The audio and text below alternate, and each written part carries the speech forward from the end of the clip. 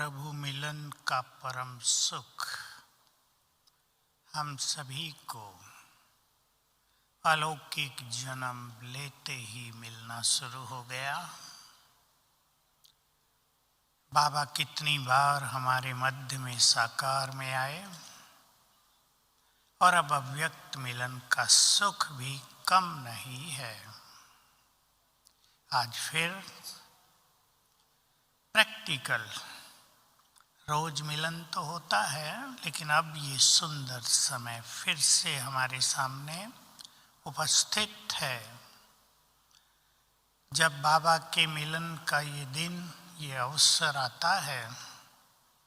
हम सभी को सदा के लिए ये ख्याल रहे, उस दिन बाबा विशेष रूप से हमें बहुत कुछ देता रहता है, अपनी ओर से अनुभव कराता है। हम केवल एकाग्र हों, कुछ अच्छे अभ्यास करें, तो जैसा अनुभव तब होता था जब बाबा यहाँ आते थे, वैसा ही अनुभव अब भी होता है। तो आज हम बाबा के मिलन के अभ्यासों के साथ एक विशेष संकल्प लेकर चलेंगे। बाबा का मिलन, संगम युग का ईश्वरीय सुख, सर्व खजानों की प्राप्तियां हमें एकाग्रता के बल से प्राप्त होती हैं। बहुत श्रेष्ठ चीज है एकाग्रता, बहुत सुंदर साधना है ये। संसार में तो लोगों का मन इतना ज्यादा भटक रहा है कि कोई उसे एकाग्र करने का सोचता भी नहीं। स्टूडेंट्स भी एकाग्रचित बहुत कम हो पाते हैं। हमें बाबा ने योग की साधनाओं के लिए एकाग्रता का पाठ पढ़ाया है। बहुत बड़ा सब्जेक्ट है, परंतु हमारी संतुष्टता और प्रसन्नता हमें एकाग्र करती है। याद करें बाबा के महावाक्य, संतुष्टता ही संपूर्णता है। दो बातें आज मुझे याद रही। इससे पहले एक थी, जब तुम संपूर्ण समर्पित हो जाते हो तो संपूर्ण बन जाते हो।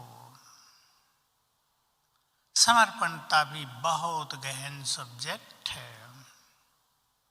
उस मार्ग पर हम अग्रसर हैं। स्थूल में समर्पित होना पहला कदम है, परंतु समर्पित भाव में स्थित हो जाना वो एक अच्छी ऊंची साधना है, धारणा है।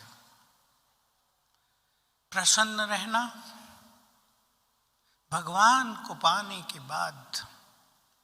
बाद ही नहीं, उससे जब चाहे मिलन मनाने का अधिकार पाने के साथ यदि हम संतुष्ट और प्रसन्न न हुए तो हमें सोचना है कब होंगे।